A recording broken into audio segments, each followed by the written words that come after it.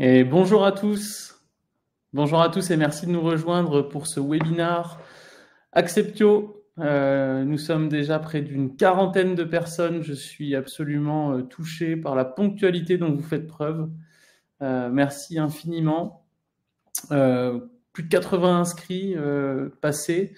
Et tout ça, en fait, grâce à Michel Ferry, qui, au détour d'une bière partagée avec Jérôme Perrani, notre Chief Revenue Officer, a eu l'idée de ce webinaire à destination du Product Manager pour parler loi 25 et consentement. Je vais laisser quelques minutes pour les retardataires pour se connecter et on va bientôt pouvoir commencer.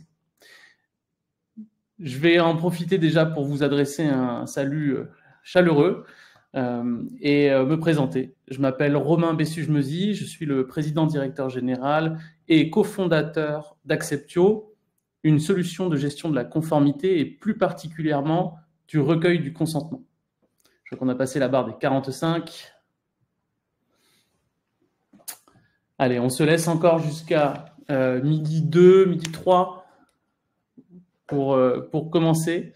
J'attire votre attention sur le fait que dans l'application Livestorm que nous utilisons, vous trouvez dans la partie latérale à droite de votre écran un chat qui nous permettra d'échanger avec vous.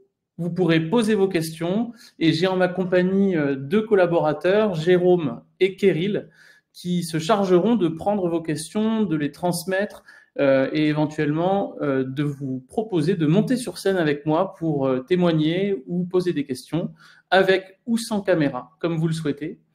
Vous aurez aussi un encart sondage dans lequel on va vous demander, alors on ne va pas multiplier les sondages, néanmoins on vous en a posé un premier qui concerne votre niveau de maturité sur la question du consentement et des bandeaux de consentement.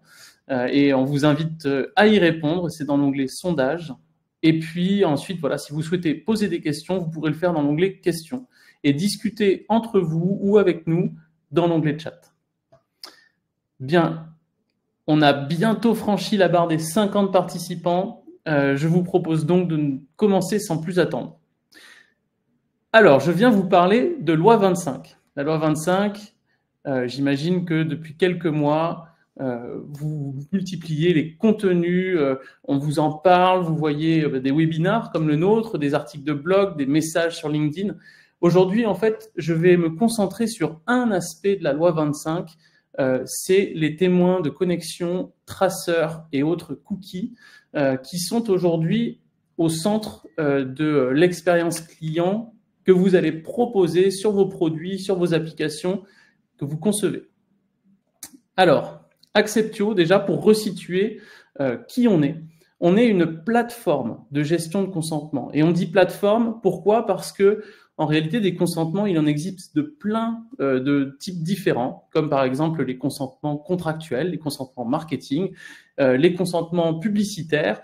Et on va gérer ces consentements avec un socle technologique commun pour vous permettre ensuite, tout au cours de l'expérience client que vous proposez, d'intervenir pour collecter ce consentement de manière à la fois conforme, mais aussi respectueuse des utilisateurs. Donc c'est un SaaS, un Software as a Service, qui existe depuis 2017. On est basé en France, à Montpellier et à Paris, et on se développe fortement au Canada, et c'est on a l'intention d'aller s'implanter à Montréal. Aujourd'hui, on est présent sur plus de 60 000 sites internet et on gère plusieurs milliards de preuves de consentement dans 40 pays différents. Ça, c'était pour la partie info promo. Maintenant, quelques cas d'usage que je veux vous partager pour vous montrer à quoi peut ressembler dans un contexte québécois le recueil d'un consentement sur un site web. Et pour cela, je vais partager quelques onglets. Je vais commencer par exemple par la Maison Théâtre, sur lequel nous sommes installés. Lorsque vous arrivez sur maisontheatre.com, aujourd'hui, les cookies sont sous les feux de la rampe et vous retrouvez ici notre solution de gestion de consentement qui a été habillée aux couleurs de la marque par l'intégrateur qui a procédé à l'installation de notre service. Et vous pouvez, en tant qu'utilisateur, donner votre consentement éclairé, c'est-à-dire vous pouvez aller vous renseigner sur l'intégralité des cookies qui sont stockés sur ce site, donner votre consentement, et grâce à cette information, le site en question va pouvoir procéder à la dépose de traceurs, de cookies, pour l'analytics, la conversion et l'analyse de tout son trafic web. Alors, je vais partager un autre écran pour vous montrer un autre exemple, et je me dézoome. On va vous partager un exemple qui peut vous intéresser également, puisque c'est dans le cadre d'un site e-commerce. Donc là, on est sur une plateforme Shopify. Shopify, c'est le plus grand CMS e-commerce du monde, qui est d'ailleurs canadien. Et sur ce CMS, on a des cookies qui sont proposés par la plateforme, mais aussi chargés par le site en question. Et Acceptio vient ici se brancher directement dans le CMS pour proposer une expérience de consentement qui est intégrée dans l'expérience de navigation du site. Voilà, j'en ai terminé avec mes quelques exemples. Je reviens sur la présentation. On a cité ici quelques clients. Vous pouvez également nous contacter sur l'adresse law25@accept.io si vous souhaitez nous voir. Alors aujourd'hui, je vais vous parler d'un concept qui m'est très cher.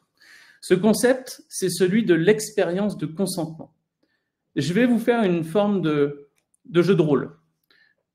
Croix-Bleue du Québec, c'est une marque que vous connaissez tous, et elle place l'humain au cœur de ses priorités. Et en matière d'humanité, d'accord, l'expérience de consentement, c'est-à-dire interpeller l'usager, l'internaute, pour lui demander s'il est d'accord qu'on suive ses faits et gestes sur un site web, on peut s'attendre à retrouver les valeurs de Croix-Bleue dans l'expérience de consentement qui est partagée. Malheureusement, non, pas vraiment. On va se retrouver avec un message extrêmement technique qui répond à une obligation légale sans pour autant en faire une opportunité de prise de parole et de communication avec l'internaute. Je vais prendre un autre exemple, c'est les valeurs des Postes Canada, les valeurs de respect, de confiance. Et quand on arrive sur le site, est-ce que le respect et la confiance sont des qualificatifs qui s'appliquent à cette interface de consentement? Je ne pense pas. Alors, ce sont des exemples que vous allez voir apparaître dans les prochains mois de manière absolument constante. On a vécu en France, en Europe, l'arrivée du RGPD et on a vécu l'arrivée de ces pop-up, de ces bannières, de ces bandeaux qui ont envahi chacun des sites web sur lesquels on navigue et qui ont fini par polluer l'expérience de navigation des utilisateurs. Or, si vous êtes des professionnels travaillant dans le monde du web et que vous concevez aujourd'hui des applications, des sites web, des parcours utilisateurs, vous ne devez pas négliger l'expérience de consentement. Alors, afin de mettre tout le monde sur un même niveau d'information, je vais commencer par vous parler un tout petit peu de quoi on parle techniquement. D'accord? Parce qu'aujourd'hui, il existe beaucoup d'incertitudes sur le régime juridique des cookies, du tracking. Est-ce qu'on a le droit? Est-ce qu'on a le droit de déposer des cookies sans consentement? Est-ce qu'il faut impérativement présenter un bouton de refus, etc. Alors d'abord, qu'est-ce que c'est qu'un cookie? J'utilise une métaphore, c'est la métaphore des post-it. D'accord? Quand vous avez des cookies qui vous sont déposés, c'est comme si vous rentrez dans un magasin pour aller magasiner et que le vendeur vous colle un post-it avec un petit numéro qui vous correspond dans le dos. Et grâce à ce post-it, des caméras dans le magasin sont capables de lire ce petit numéro, savoir quel rayon vous avez visité, quel produit vous avez pris en main, pour ensuite venir analyser les performances des différents rayons et puis, pourquoi pas, vous proposer des publicités qui sont en lien avec les articles qui vous ont intéressé. Ce post-it, jusqu'à présent, on vous le collait dans le dos sans vous demander. Avec la loi 25, ça change. Il n'est plus question de coller le post-it sur l'usager du site web sans lui demander au préalable. La façon dont on le demande, elle est encore sujette à interprétation, notamment car il n'y a pas d'obligation de proposer un bouton de refus.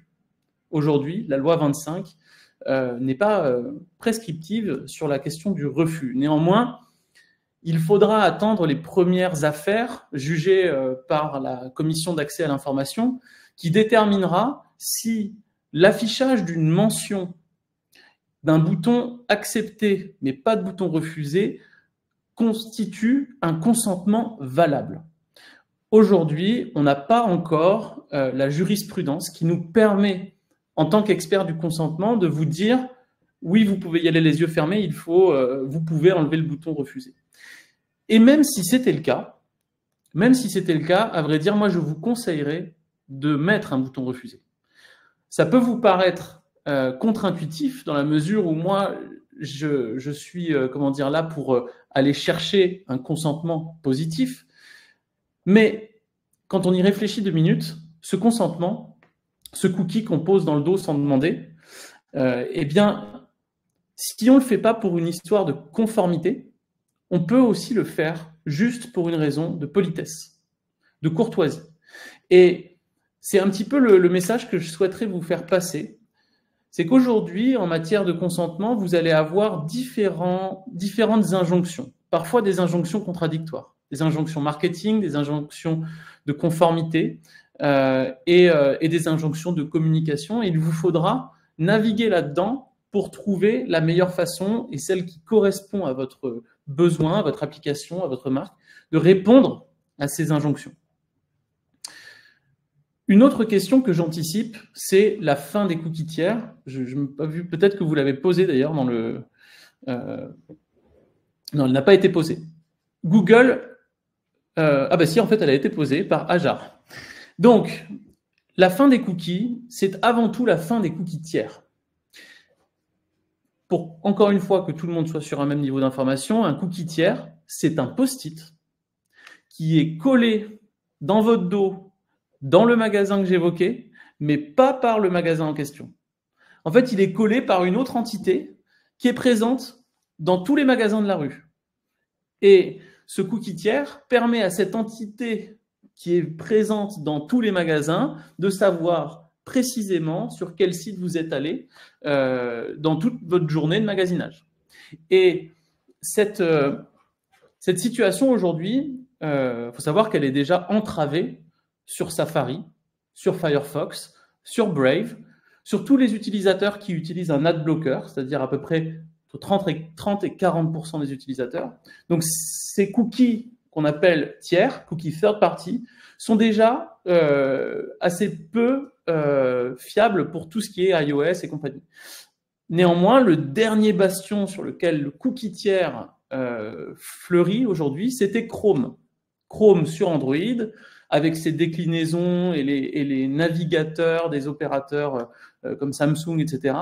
Et puis Chrome sur desktop, sur ordinateur. Parce que Google étant un acteur à la fois fournisseur de navigateurs, mais aussi de publicité, il avait usage de ces cookies tiers. Donc là, il serre la vis et il dit, on va mettre à disposition une autre technologie pour faire du tracking, du pistage multisite. Et cette technologie-là, en fait, elle s'appelle la Privacy Sandbox. Elle sera soumise, en Europe tout du moins, à un consentement éclairé de l'utilisateur, mais surtout, elle est sans impact et sans effet sur les cookies first party. Je n'ai pas le mot bien français pour qualifier ça, mais les post-it qui sont collés par le tenancier du magasin, ces post-it-là, eux, restent, sont toujours présents. Et c'est d'ailleurs un des principaux enjeux de cette Privacy Sandbox et de la fin des cookies, c'est que les données propriétaires, les données qui sont capturées par le site web sur lequel vous vous trouvez vont avoir beaucoup plus de valeur demain que les données tierces. Ces fameuses données tierces, C'était quoi? C'était par exemple des segments de retargeting sur Meta, Facebook, c'était des solutions de publicité programmatique. Toutes ces technologies-là sont effectivement beaucoup plus empêchées aujourd'hui que les cookies tiers disparaissent, mais en tant qu'éditeur ou en tant que développeur de solutions, en tant que product owner, product designer, les données que vous allez capturer sur votre site web vont devenir beaucoup plus sensibles et cruciales. J'avance que je me suis un peu épanché sur le sujet, mais il m'occupe beaucoup en ce moment. Donc aujourd'hui, j'ai parlé de mon vendeur, j'ai parlé de ses post-it, et en fait, ce qu'il faut bien avoir en tête, c'est que la façon dont le vendeur se comporte, celui qui va... Alors, je ne t'ai pas parlé du vendeur, mais le vendeur, en gros, c'est nous. C'est l'interface qui vient proposer à l'utilisateur qu'on lui colle son post-it. Parce que quand vous rentrez dans un magasin, si vous êtes accueilli par un gentil vendeur qui vous dit « Ah, bonjour monsieur, est-ce que par hasard, je peux vous accompagner lors de votre visite pour vous proposer nos dernières promotions, etc. » C'est beaucoup plus sympathique que quelqu'un qui dit « Tu acceptes les cookies, sinon tu ne rentres pas. » Et ça, c'est notre ligne de conduite chez Acceptio, c'est qu'on aide les entreprises à caster, à s'assurer que le vendeur respecte bien l'image de marque, les consignes de vente, les consignes de politesse que vous voulez appliquer en tant qu'éditeur. Donc aujourd'hui, et vous allez voir, je vous prédis que vous allez avoir de plus en plus d'expériences de consentement au quotidien. Vous allez vous rendre compte que ces interfaces de consentement, elles cherchent plus à répondre à la peur de l'amende, d'accord, à la peur de la sanction, que aux besoins de l'utilisateur. Lorsque vous concevez une expérience de navigation, quand vous concevez un parcours utilisateur, vous savez qu'il faut penser ce parcours depuis différents points d'entrée et puis voir les différents embranchements qui peuvent se passer. Aujourd'hui, l'expérience de consentement, c'est un goulet d'étranglement. C'est-à-dire que c'est un espèce de point de passage, un point de focalisation au sein duquel tous vos utilisateurs vont passer. Et si c'est le juridique qui l'emporte chez vous, d'accord, s'il y a des débats sur ah, mais est-ce que tu penses que dans la fenêtre de consentement, je devrais citer la loi 25 si c'est le juridique qui l'emporte à ce moment-là, vous risquez d'abîmer complètement votre parcours utilisateur en créant une étape interstitielle dont vos utilisateurs n'ont pas grand-chose à faire. Donc, notre préconisation, hormis d'utiliser une solution comme la nôtre, hein, c'est un peu évident, mais vous pouvez appliquer ces consignes sans passer par Acceptio. C'est juste une histoire de rédactionnel, c'est une histoire de conception, de design. C'est concevoir une expérience de consentement qui soit humaine. D'accord ? Nos outils numériques aujourd'hui nous font perdre de vue que nous sommes des animaux sociaux. Et la façon dont on va demander le consentement, c'est aussi une façon de créer du lien en partageant à la fois en tant qu'éditeur notre vulnérabilité. Alors, pourquoi la vulnérabilité? Parce que quand j'ai un site web et que j'ai besoin de savoir qu'est-ce qui se passe dessus, que font les utilisateurs, etc., je suis vulnérable, je m'expose, j'ai besoin, ou j'ai envie, j'ai besoin que tu me donnes ton consentement pour pouvoir m'améliorer. Mais c'est aussi une expérience qui peut être légère, pas culpabilisée, et qui respecte ce qu'on appelle la temporalité du visiteur. Cette temporalité, c'est quoi? C'est de comprendre l'attente du visiteur lorsqu'il arrive sur votre site. Je vous donne un exemple tout simple. Si par exemple, vous naviguez sur votre fil d'actualité Facebook et que vous voyez un lien qui vous intéresse, que vous cliquez dessus, alors ça vous intéresse, mais bon, pas non plus, c'est plus, vous êtes plus dans une espèce de flux de navigation un peu hagard, vous cliquez sur ce lien en espérant trouver le contenu qu'on vous a promis, et là, on vous saute à la gorge en vous disant la loi 25, les cookies, etc. Bien ça, vous risquez à ce moment de perdre l'utilisateur qui va cliquer sur le bouton retour et quitter votre expérience. Donc, créer un environnement qui soit rassurant et qui lui permette de choisir, même s'il ne maîtrise pas les tenants et les aboutissants du tracking sur Internet. Je regarde juste les questions, faites-moi signe si jamais il y a besoin. J'avance encore. Alors, je vous présente notre produit rapidement. Nous, on l'a pensé comme un widget. Alors, pourquoi un widget? Ce terme, cet anglicisme, c'est parce qu'on s'est d'abord inspiré d'Intercom, qui est une entreprise américaine qu'on admirait beaucoup. On a opté pour un style conversationnel avec une interpellation. C'est-à-dire qu'on va dire allô, c'est nous les cookies, c'est nous les témoins. On personnalise et on personnifie l'expérience de consentement, c'est-à-dire qu'on essaye de créer un personnage, une mascotte, qui soit à la fois mémorable, sympathique et qui permette à l'utilisateur de se connecter à un personnage. On est systématiquement en train de défendre notre position de tiers de confiance, c'est-à-dire que l'expérience de consentement, certes, elle est pour le site A, mais c'est Acceptio qui s'engage à le faire de manière conforme et puis surtout respectueuse. Et puis, en matière d'adaptation des textes, là, je fais un clin d'œil appuyé à Patricia, qui, d'ailleurs, je remercie énormément pour avoir partagé le lien du webinaire.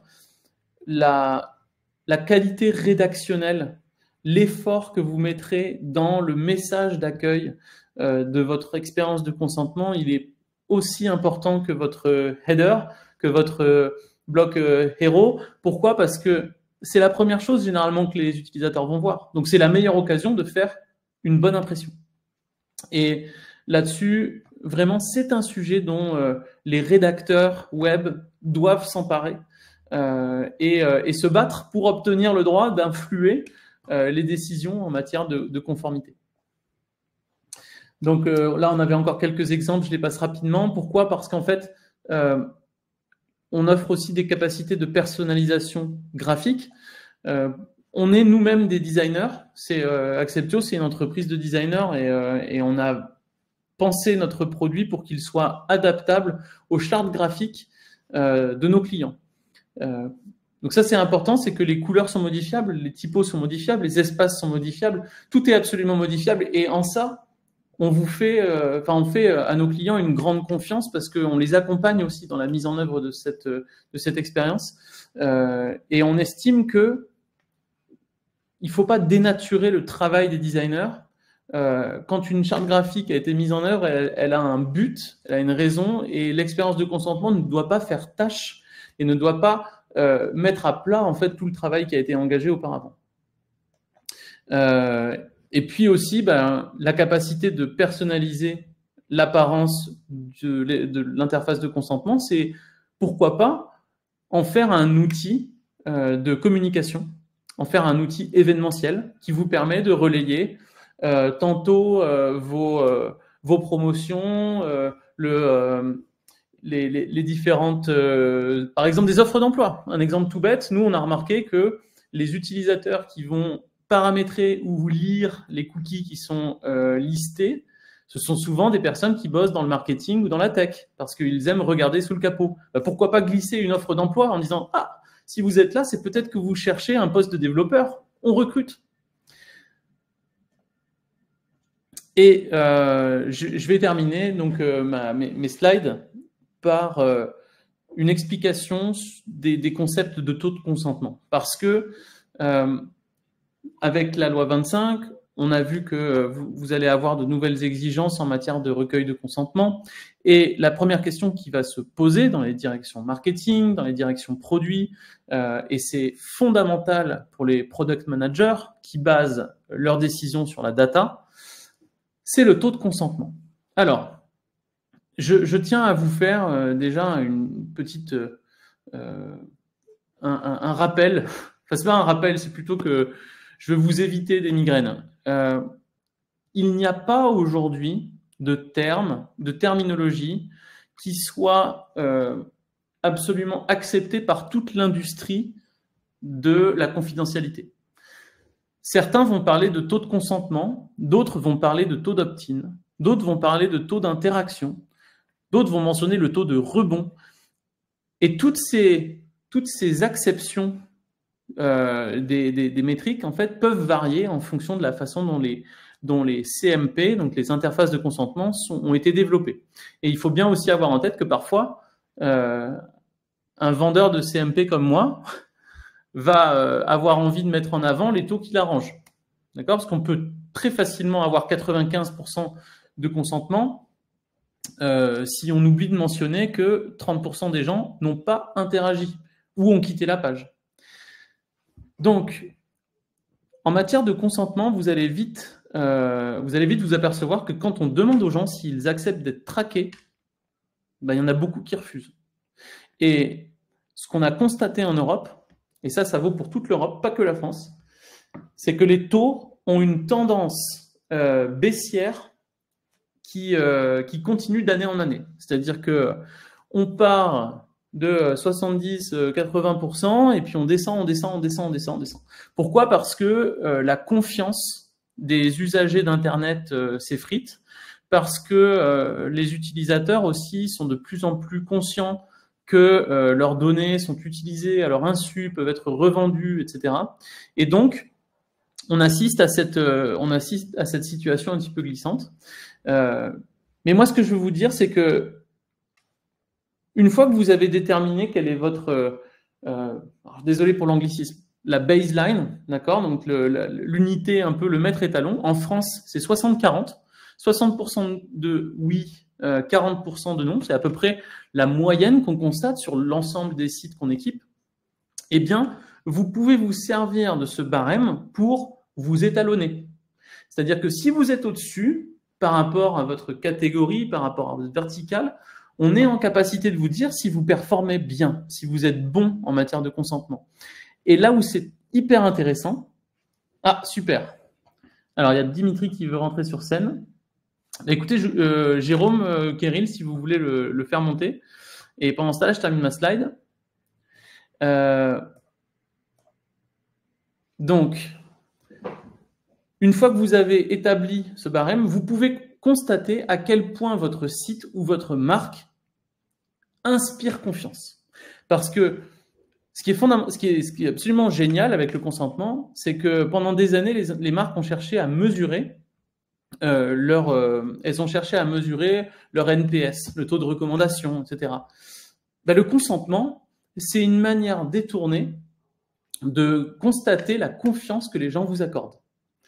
Et c'est là où c'est hyper intéressant, c'est que par exemple en France, on va constater que des sites comme le CNRS, le Centre national de la recherche scientifique, vont avoir beaucoup de consentement quand par exemple des sites plutôt dans l'industrie du sexe vont avoir beaucoup moins de consentement. Et au sein d'une même catégorie, si je prends par exemple la mode, on équipe beaucoup de sites de vêtements en Europe. On va constater les différences entre les différentes marques. Alors, j'accueille avec moi Dimitri. Bonjour Dimitri. Oui, bonjour. Est-ce que vous m'entendez bien? Ouais, super. Ok, parfait. Oui, j'aurais une question, mais premièrement, merci, c'est extrêmement intéressant. Moi, je suis donc à Montréal, je suis product manager dans une agence de voyage en ligne, pour le dire un peu plus de manière simplifiée. Et j'aurais une question. En fait, il me semble que dans la majorité des gens, des cas, lorsque une entreprise demande le consentement aux utilisateurs, c'est un peu ce que vous avez dit, comme imposé pour réduire des risques juridiques potentiels, c'est une conformité réglementaire. Moi, en tant que product manager, j'essaie de ne baser aucune décision sur mon gut feeling, puis d'utiliser que de la data. Et donc, je vois une opportunité au-delà d'instaurer une relation de confiance avec mes utilisateurs, une opportunité d'avoir des données plus précises, de recueillir des données de meilleure qualité, qui vont me permettre ensuite, pourquoi pas, de mettre en place une segmentation plus efficace, d'améliorer l'expérience utilisateur. Donc, la question, ce serait, est-ce que c'est possible comment dire, trouver des incitations, offrir des avantages aux utilisateurs, au-delà de juste, là je parais pour quelqu'un d'extrêmement intéressé là, mais au-delà de juste être, mettons dans le cadre de la légalité, d'être transparent, est-ce qu'on peut donner plus pour essayer justement nous de recueillir plus de données en fait. Donc est-ce que c'est la vente de produits, est-ce que c'est des discounts, peu importe, mais voilà, c'était ma question. Je vois très bien la question. En fait, c'est une question qui fait l'actualité en Europe parce que, en fait, je ne sais pas si vous l'avez entendu, mais les applications de Meta ont été obligées de mettre en place un paywall pour dire à l'utilisateur, soit vous payez, soit on a vos données. Et il a été question de dire combien vaut le consentement et est-ce que je peux le rétribuer. Et ça, en fait, la loi 25 aujourd'hui oblige à tout un tas d'informations, etc. Il faudrait que je creuse la partie juridique, parce que moi, je ne suis pas personnellement juriste, mais on est accompagné par un cabinet qui est à Québec et à Montréal, qui s'appelle Robic, qui nous aide là-dessus. En tout cas, ce que je peux vous dire, moi, de ma compétence en RGPD, c'est qu'on n'a pas le droit d'inciter à travers une incitation financière ou servicielle à obtenir un consentement. On ne peut pas vous dire inscrivez-vous à notre newsletter, donnez-nous votre mail et en échange, vous recevez 15%. Ça, en Europe, c'est mort. D'accord. Après, est-ce que des gens le font? Oui. Et c'est là où, en fait, tout doit s'apprécier. C'est l'entité qui va contrôler. Donc, au Québec, c'est la CAI, la Commission d'accès à l'information, qui déterminera au cas par cas si elle juge que il y a une proportionnalité et une gestion, raisonnable. Ce sont ces termes. Hein, les termes sont dans la loi 25. Hein, raisonnable, proportionné, qui sont identifiés au cas par cas. Et après, une fois qu'on aura des premiers règlements, une fois qu'on aura des premières sanctions, on sera en capacité de faire évoluer un petit peu les curseurs et de se dire, OK, en fait, le bon de réduction, ça passe, mais sous certaines conditions. Voilà. Donc aujourd'hui, tant qu'on n'a pas de jurisprudence, ça me paraît compliqué de donner une vraie réponse. Je vais juste rajouter un petit point, je crois que je l'avais un tout petit peu après dans mes slides. Voilà. C'est qu'en fait, tous les oui ne se valent pas. Et aujourd'hui, en fait, vous avez déjà entendu, je pense, beaucoup parler des logiques de dark pattern. En tant que product designer, product manager, voilà, je dis Booking.com, par exemple, on sait tous qu'ils utilisent des tactiques pour inciter l'utilisateur. Alors, on a le nudge d'un côté, qui est une petite pratique gentille. Moi, je n'ai pas honte de dire que Acceptio pratique le nudge. Et puis, on a après, d'un autre côté, carrément les dark patterns. Là-dessus, il y a peut-être des gens dans l'assistance qui sont farouchement opposés à la logique des dark patterns et qui considèrent par exemple que mettre l'emphase sur un bouton en lui donnant une couleur verte et une couleur rouge par exemple sur un autre bouton va avoir un effet de perversion du consentement et le rendre caduque. Chez Acceptio, en réalité, moi je vais continuer la métaphore avec le vendeur et je vais vous parler d'un serveur dans un restaurant. Un serveur dans un restaurant qui vient vous voir et vous dit vous voulez une bière? Et un serveur qui vient vous voir dans un restaurant et qui vous dit est-ce qu'une bière vous ferait plaisir? Ont des taux de conversion radicalement différents.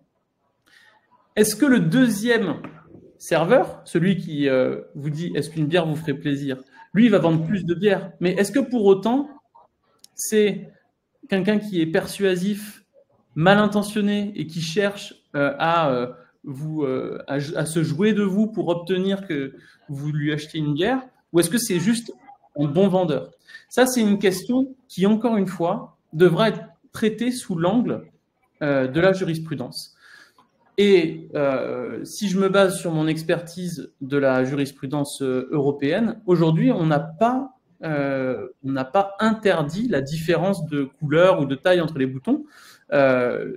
Seulement dans certains cas, quand c'est véritablement abusé, par exemple si le texte est gris clair sur fond blanc, là, effectivement, on va se faire taper dessus. En revanche, il y a des activistes, par exemple, en matière de protection des données, qui considèrent qu'il il faut une symétrie totale du consentement. Et cette symétrie totale du consentement, ça veut dire placer au même niveau l'acceptation et le refus, elle peut s'entendre sous plein de façons différentes. Est-ce que c'est une symétrie dans le sens le nombre de clics nécessaires pour faire une action? Si c'est ça, après tout, j'ai un bouton là, ça passe.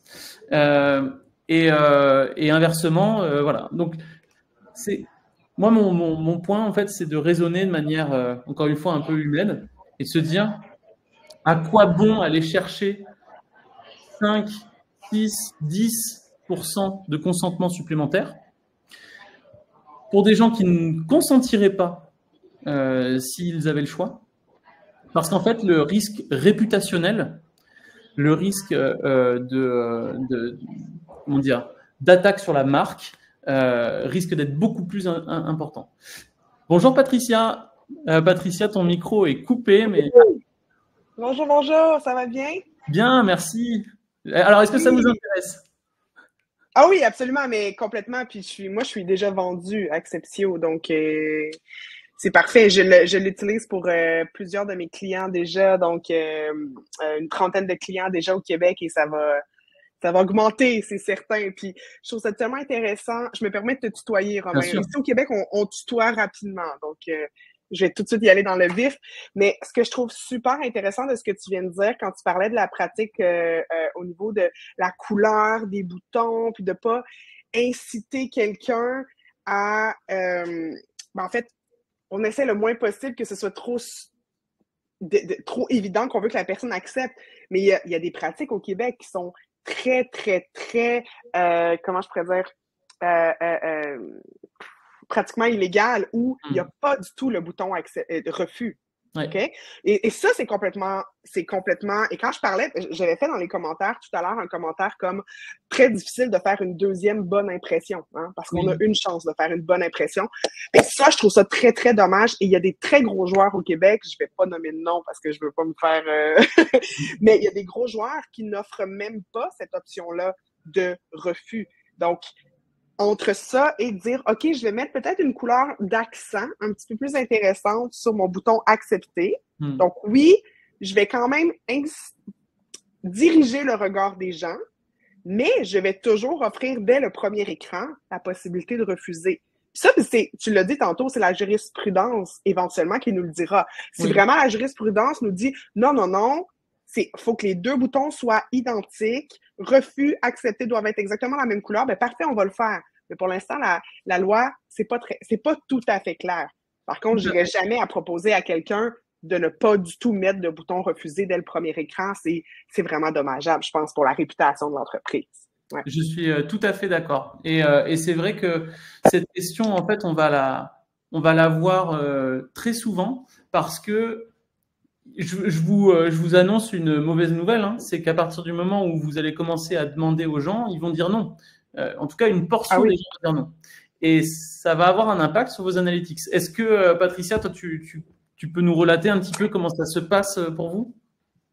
Ben oui, c'est sûr qu'il y a des refus, puis ça, il va toujours en avoir, mais ce que je trouve génial aussi avec Acceptio, c'est qu'on a accès aux statistiques. Donc, on peut voir qu'est-ce qui se produit. Est-ce que la majorité des gens refusent? Pourquoi ils refusent? Probablement qu'il y a un travail à faire au niveau de l'expérience utilisateur. Est-ce que le pop-up apparaît trop rapidement? Est-ce que le pop-up est trop invasif? Est-ce que... Et on fait des tests. On fera des tests et on verra qu'est-ce qui fait en sorte que les gens vont accepter plus souvent qu'ils ne vont refuser.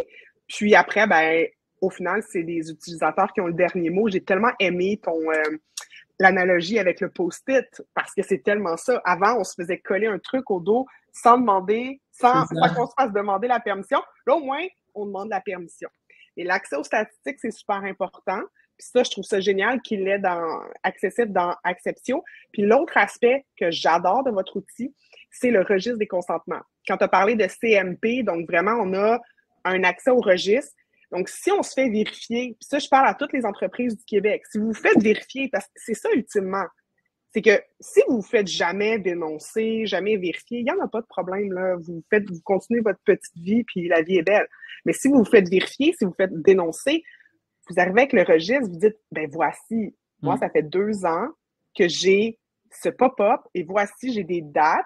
Je ne peux pas identifier les individus, évidemment, mais j'ai des dates. Je sais à quel moment quelqu'un a accepté, refusé. Ça fait 2 ans que je suis conforme à la loi.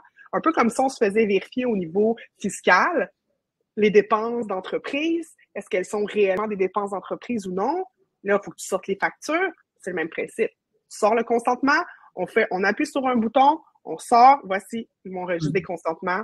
Je perds pas de temps à me demander « Oh mon Dieu, où est-ce que c'est? » Non, tout est au même endroit. Fait que ça, c'est vraiment quelque chose de super apprécié avec votre solution. Vraiment. Merci beaucoup, ça me fait chaud au cœur. Tu as mentionné le mot dénoncer. C'est vrai qu'aujourd'hui, c'est malheureux, mais par exemple en Europe, les plaintes des internautes sont c'est la principale raison des investigations et des sanctions.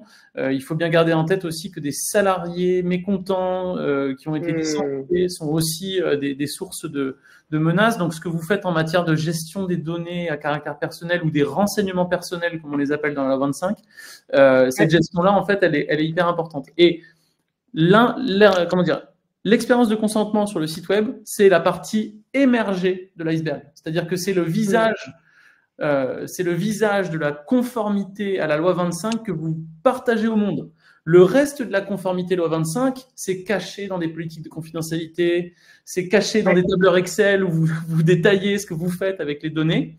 Mais le bandeau de cookies, c'est votre façon de dire aussi au monde, regardez, moi je suis conforme. Et ça, en matière de concurrence, si vous avez des concurrents et que vous êtes conforme, peut-être que vous perdrez un petit peu d'analytique, mais vous pourrez dire à vos clients, mais vous savez, nous, la loi 25, on se met en conformité. Vous pouvez le voir sur notre site.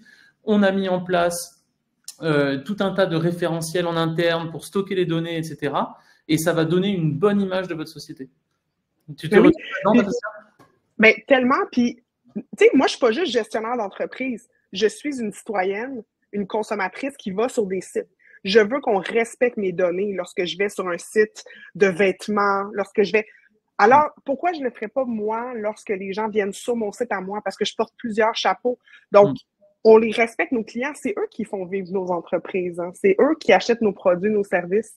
Donc, je pense que de ne pas respecter et de dire, je ne mettrai pas de bouton refus dès le premier écran parce que de toute façon, on s'en fout. Non, les gens, ils ont cette sensibilité-là. Aujourd'hui, on est en 2024 avec tout ce qu'on entend avec le vol d'identité, avec nos données personnelles ont une valeur inestimable comme consommateurs.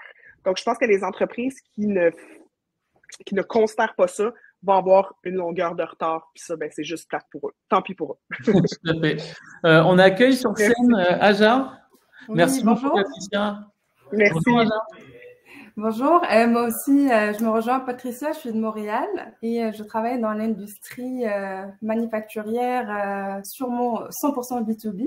Donc, ma question pour vous, j'ai déjà posé la question, on m'a dit qu'il n'y a pas vraiment de différence de conformité entre le B2B et le B2C, mais on sait très bien que la conversion en B2B est très difficile. Donc, on a du mal à amener les gens et rendu sur le site, si on va en bon québécois les écœurer avec plein de pop-up, ils vont être fâchés et puis on va perdre la conversion. Donc, ma question pour vous, est-ce qu'il y a des best practices ou vos recommandations pour qu'on puisse améliorer cette expérience dont vous parlez tout à l'heure, l'expérience des visiteurs sur le site, etc. Et puis, pour toute la question multisite ou multiplateforme, comment elle est gérée dans la solution? D'accord. Alors, concernant l'expérience B2B, nous, ce qu'on préconise quand on est vraiment sur du pur B2B, c'est de faire en sorte d'avoir le moins besoin de consentement. Alors, je m'explique. Vous allez, par exemple, pouvoir utiliser des solutions d'analytics qui n'utilisent pas de données personnelles. Je peux par exemple parler de AT Internet, enfin Piano Analytics, pardon, ils ont changé de nom, ou des solutions comme UseFathom, on vous partagera les liens, qui ne déposent pas de cookies, qui sont moins invasives que des solutions comme Google Analytics et qui sont, je dirais, un peu plus respectueuses. Quand vous êtes dans du B2B, vous avez probablement un CRM Donc, ce CRM, qu'il soit Salesforce, HubSpot, Pipedrive et d'autres, vont vous proposer d'intégrer des formulaires de capture d'informations dans vos pages web. D'ailleurs, ces CRM-là vont parfois même proposer des landing pages. J'en profite, j'adresse un salut chaleureux à l'agence Parcours 3 qui est spécialiste HubSpot et qui nous accompagne aujourd'hui. Voilà, une super agence. Donc ces CRM-là, ils vont pousser des bandeaux cookies.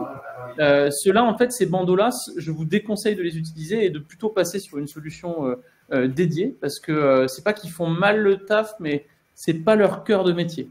Ils ne sont pas spécialistes du consentement et ça se sent un peu. Donc, si vous pouvez vous passer de cookies et de tracing sur le site, vous le faites. Vous partez plutôt dans des formulaires, sur des formulaires de collecte de leads.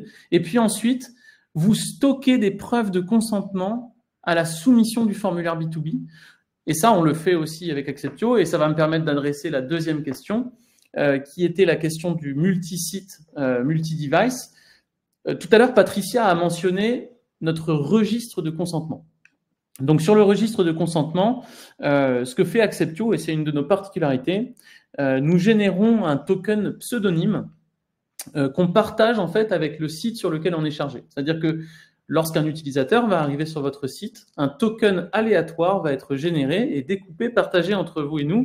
Et ce token, en fait, vous allez pouvoir le sauvegarder dans votre CRM. Ce qui fait que l'information de consentement va être associée à ce token chez nous et l'information client va être associée à ce token chez vous. Lorsque l'utilisateur se connectera sur son compte, sur son mobile, il sera dans un autre environnement, vous avez la capacité de récupérer ce token, puisque vous l'avez stocké dans votre propre base de données, et le passer dans les différentes URL pour faire en sorte que l'API de notre registre de consentement, je suis désolé, c'est un peu technique, mais en fait, quand le site se charge, vous spécifiez le token et nous, on est capable d'aller récupérer cette preuve de consentement pour pas avoir à redemander à l'utilisateur. Donc, si vous avez par exemple différents sites satellites, mais que vous souhaitez une gestion centralisée du consentement, c'est cet identifiant qu'on appelle token qui servira à tout réconcilier.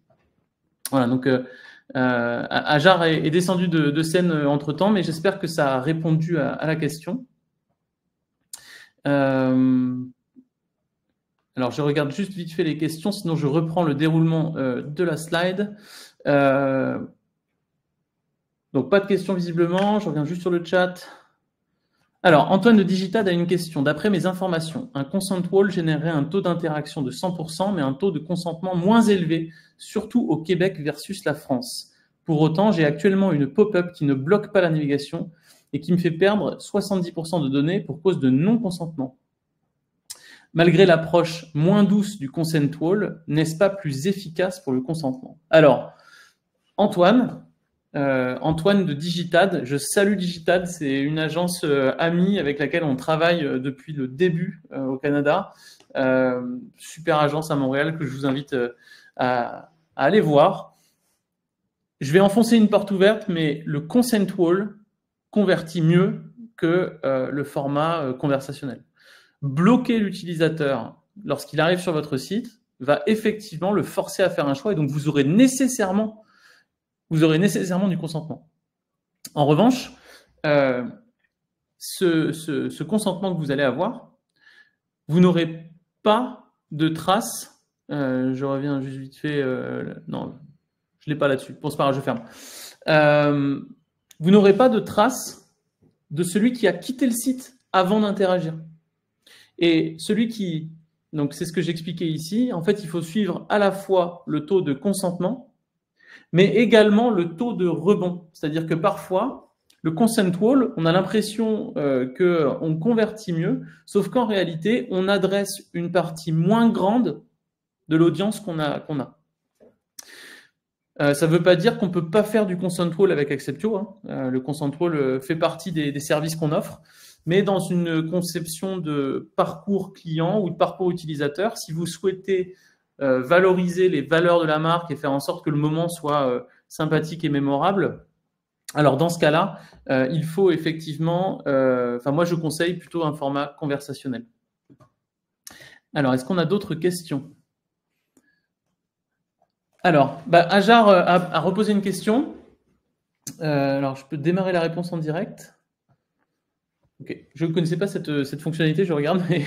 Donc, sur la question des cookies tiers qui disparaissent, le consentement est toujours requis parce qu'en fait, le consentement, il s'applique à tout type d'utilisation de renseignements personnels. Et le cookie tiers est une façon de gérer de l'information, enfin du renseignement personnel, mais pas la seule.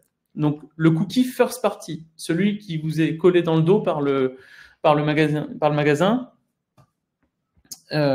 lui, est toujours soumis à consentement parce que c'est un renseignement personnel. Alors, je vois d'autres questions popper. A-t-on la réponse pour la question de Pierre? Alors, je reviens dans le chat. Alors, je ne vois pas de question de Pierre. C'est peut-être dans le chat.